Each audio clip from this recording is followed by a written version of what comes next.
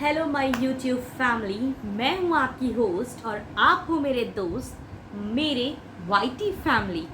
तो मैं यहाँ अपने प्रीवियस वीडियो को आगे की ओर, उस जर्नी को आगे की ओर ले जाने आई हूँ।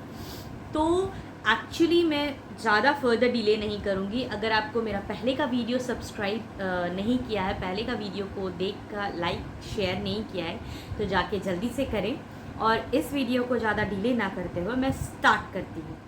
तो अब आया सिचुएशन वो कि हमारे जो बच्चे थे, मेरा तो नॉर्मल डिलीवरी हुआ। मैं सुबह 6 बजे एडमिट हुई और 7:30 के लगभग मेरे बच्चे हो गए। ठीक है, तो मेरा ज़्यादा बिल चार्जेस नहीं बना। अब आता है बारी मेरे बच्चों को रखने का आईसीयू में। एक दिन का बेड चार्ज, एक दिन का ऑक्सीजन, एक दिन का एनआईसीयू रूम, और मतलब बहुत सारी चीज़ें होती हैं जिनका चार्ज जोड़ जाड़ के मतलब मेरी दोनों बेटियों का आई थिंक 15,000 अप्रॉक्स बिल आ रहा था। कभी कुछ टेस्ट, कभी कुछ टेस्ट, कभी कुछ मतलब हम लोग पैसा बस पानी की तरह यूं बहा रहे थे। ठीक है, एक टाइम आता है हमारे पास भी पैसे ख़त्म होने लगते हैं। ठीक है, अब क्या हुआ, अब ये हुआ कि मैं उतने स्ट्रगल में, मैं मेरे बच्चों को सुबह 6 बजे जाती थी दूध पिलाने के लिए। मतलब एनआईसीयू में तो आपको घुसने नहीं दिया जाएगा, आपके बच्चे को आपकी गोद में नहीं दिया जा रहा, बिकॉज ऑफ इन्फेक्शन लग जाएगा। मैं पंप करती थी ब्रेस्ट पंप से और फिर अपने बच्चों को दूध पिलाती थी। और मतलब मैं क्या बताऊँ, उसके बाद मैं आती थी 8:30 बजे घर। 8:30 बजे आने के बाद फिर मैं जल्दी नहाना धोना और सारा चीज़ करके मैं 10 बजे फिर जाती थी हॉस्पिटल। बिकॉज ऑफ, क्योंकि 11 बजे से डॉक्टर बैठते हैं और डॉक्टर से जो राउंडिंग करके चले जाते हैं, 9 बजे वो लोग का राउंड रहता है, तो वैसे भी मिलने वो वहाँ पर रहने से कोई फ़ायदा नहीं है, तो चले जाते हैं और 11 बजे वो अपने चैम्बर में बैठते हैं। डेली हमें जा कर के उनके चैम्बर में क्या रिपोर्ट हो रहा है, क्या वो बढ़ रहे हैं नहीं बढ़ रहे हैं, कभी वो 10 ग्राम कम होते थे, कभी 10 ग्राम बढ़ते थे, मतलब रोज़ ऐसे ही चल रहा होता है। कभी वो 2-3 दिन तक नहीं बढ़ रहे होते हैं, कभी वो बढ़ रहे होते हैं। ठीक है, ऐसे ही चल रहा होता है हर दिन। आज करेंगे, कल करेंगे डिस्चार्ज, देखते हैं अभी क्या होगा। बहुत क्रिटिकल सिचुएशंस है।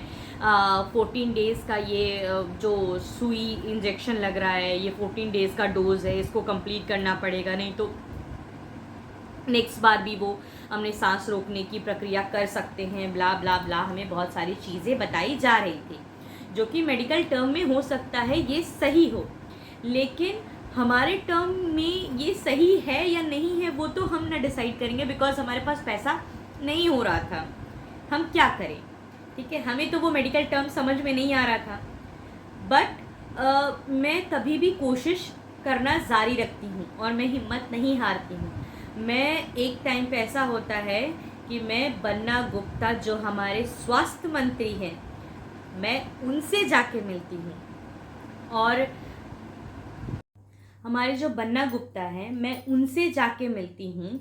और 2 दिन में मेरा एक बहुत अच्छा फ्रेंड कॉल आशीष मिश्रा, जो कि मेरे हर वक्त पे, मतलब एक ऐसा फ्रेंड जो मेरे वक्त पे काम आ जाता है। ठीक है, मैं जब भी उसको कभी भी अनदिना कभी कॉल नहीं करती हूँ, और वो बस जब भी मैं उसको कोई काम रहता है तब मैं उसको कॉल करती हूँ। वो मेरा काम 110% कर देता है। ठीक है, तो बहुत बहुत थैंक यू उस टाइम के लिए, मेरा हेल्प करने के लिए। आज मैं वीडियो में तुमको थैंक यू बोल रही हूँ आशीष। तुम जैसे भी हो, जिसके लिए जैसे भी हो, पर मेरे लिए अच्छे हो, बहुत अच्छे हो। तो उसने मेरा अरेंजमेंट बन्ना गुप्ता जी से करवाया, जो हमारे झारखंड के स्वास्थ्य मंत्री हैं। मेरा मिलना होता है बन्ना गुप्ता जी से। इवन वो हॉस्पिटल में कॉल करते हैं, कॉल करके बोलते हैं कि संजय लाल श्रीवास्तव जो एडमिन थे उस टाइम पे, उनके साथ बात होता है उनका, और वो बोलते हैं कि हमारे काफ़ी क्लोज मित्र हैं, उनके बच्चे हैं, ट्विंस डॉटर हुई हैं, उनका कुछ देख लीजिए, माफ़ वाफ़ कर दीजिए। और वो फिर फ़ोन काटने के बाद मुझे भी बोलते हैं अगर कुछ नहीं होता है तो आप मेरे पास आइएगा। लेकिन अनफॉर्चुनेटली कुछ हालात ऐसे बन गए थे कि मैं दोबारा उनके पास नहीं जा पाई और मिलना भी नहीं हो पाया। मैं जाती हूँ नेक्स्ट दिन हॉस्पिटल और संजय से मुलाकात करती हूँ। मतलब अप्रॉक्सीमेटली उस टाइम पे 2 लाख का बिल बन चुका था, ठीक है, 2 लाख का बिल बन चुका था। और क्या होता है, मैं उनसे मिलती हूँ और वो मुझे एक बहुत इतना तुच्छ तरीके की बात बोलते हैं, मैं बता नहीं सकती, क्योंकि मेरा सबसे नज़दीकी जो हॉस्पिटल है वो टाटा मोटर्स है और टाटा मोटर्स काफ़ी नामी हॉस्पिटल है, ठीक है। वो वहाँ के एडमिन डिपार्टमेंट में मुझे भेजते हैं। एडमिन डिपार्टमेंट में जाने के बाद वो व्यक्ति का नाम क्या है मुझे नहीं पता, और वो मुझे बोलता है कि आप अपने बच्चे को सरकारी में क्यों नहीं ले गए, आपके पास पैसा नहीं था जब आप जानती थी तो यहाँ क्यों लाए, ठीक है। मतलब बहुत कुछ बोलता है वो इंसान मुझे, और मैं रोती रोती निकलती हूँ। फिर मैं और मेरे हस्बैंड डिसाइड करते हैं कि हम लोग अपनी बच्ची को किसी भी तरह यहाँ से निकालेंगे, अदरवाइज़ ये लोग ख़त्म कर देगा, ठीक है। तो हम अपनी मेरिट पर, अपनी सोच से उनको निकालते हैं। हम लोग पहले डिसाइड करते हैं कि पहले बड़ी वाली बेटी को निकालेंगे, फिर क्योंकि छोटी वाली बेटी मेरी काफ़ी कमज़ोर थी, उस पर हम लोग कोई रिस्क नहीं ले सकते थे, और कोविड का टाइम भी आ गया था, हॉस्पिटल में एक डेथ भी हुआ था कोविड के वजह से। तो हम लोग डिसाइड करते हैं कि हम 20 डेज़ में अपनी बड़ी वाली बेटी को निकालेंगे। हम नर्स वर्स से बात कर लेते हैं, नर्स फिर भी और एक दिन का समय हमसे मांगती है, हम और एक दिन का समय उन्हें देते हैं। उसके बाद हम साइन वाइन करके हम निकाल लेते हैं। हो सकता है वो और एक दिन का जो समय मांग रही हो वो इसलिए मांग रही हो क्योंकि हमारा माइंड थॉट चेंज हो जाए, या फिर हमें कोई बोले कि नहीं नहीं मत निकालो, ब्ला ब्ला ब्ला, बहुत कुछ, ठीक है। तो हम इसमें हमारा मदद एक हमारे भैया ने भी किया था, उनको भी मैं धन्यवाद कहना चाहूँगी भैया। लेकिन उनको हम ये नहीं बता सकते थे कि हमारा फाइनेंशियल प्रॉब्लम है, तो उन्होंने हमें सजेशन दिया था कि तुम रखो, ये डॉक्टर टर्म्स है, ये सारी चीज़ें ठीक है। पर हमारा दिमाग कहाँ चलता, हम लोग तो पैसे इतने ज़्यादा वेस्ट, मतलब वेस्ट क्या बोलूँ, अगर हमारा बच्चा रहता या नहीं रहता, लेकिन हमारे पास अब आगे कुछ चीज़, क्योंकि ना तो मेरे हस्बैंड के नाम पे कोई घर था, ना तो मेरे हस्बैंड के नाम पे बस एक ड्यूटी थी, जॉब था, ठीक है, यहाँ पर भी हमारा कोई घर नहीं था। और अगर मैं उन लोगों से बोलने जाऊँ कि मेरे लिए, मेरे बच्चों के लिए घर गिरवी रख दो, तो कोई नहीं रखेगा, ठीक। तो ऐसा हुआ कि हमारे पास सब तरफ से हमने छोड़ दिया, हमने सिग्नेचर किया और अपनी बड़ी वाली बेटी को घर ले आए, ठीक है।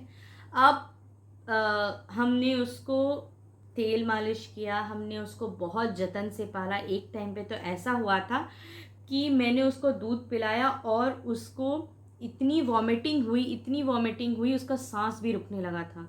हम तो डर गए, और पता है क्या, बहुत ज़्यादा मैं तो रोने लगी थी, और सब लोग मुझे, मतलब मैं सबसे छीन रही हूँ कि दे दो मेरा बच्चा, अगर उसको कुछ होता है तो भी मैं देखूंगी, अगर कुछ नहीं होता तो भी मैं मतलब उसको जल्दी जल्दी जल्दी जल्दी, मतलब किसी तरह रब किए, वो सारा वॉमिटिंग की और फिर वो शांत होकर सो गई। मतलब जस्ट 2 ml 3 ml या 10 ml ऐसे करके दूध पीती, जबकि जो बच्चा नवजात शिशु रहता है, जो जन्म लेता है नॉर्मल मदर से, वो कम से कम 5 to 6 ml पी सकता है नॉर्मली। 5 ml तो नॉर्मली वो पी सकता है, ठीक है। लेकिन फिर हमने अपने फैमिलीज़ को मना कर दिया था, और वो लोग भी इतने समझदार थे कि कोई हमारा घर आ नहीं रहा था, बिकॉज ऑफ, क्योंकि हम अभी NICU is equal to ICU बड़े लोगों के टर्म में, हम वहाँ से निकाल के सीधा नॉर्मल बेड से भी नहीं, उसको सीधा घर लेके आए थे। तो हमें बहुत प्रिकॉशंस की ज़रूरत थी, कोविड का टाइम चल रहा था। अब बताइए, हम उस समय बच्चे को, इतने छोटे से बच्चे को हमने पाला, अगर और थोड़ा सा लेट होता तो मैं बता नहीं सकती कि मेरी बड़ी वाली बेटी रहती या नहीं रहती। तो जर्नी काफ़ी लॉन्ग है, ये जर्नी काफ़ी सुखद वाली नहीं है, बहुत उतार चढ़ाव रही। इवन मेरे प्रेगनेंसी भी काफ़ी उतार चढ़ाव रही।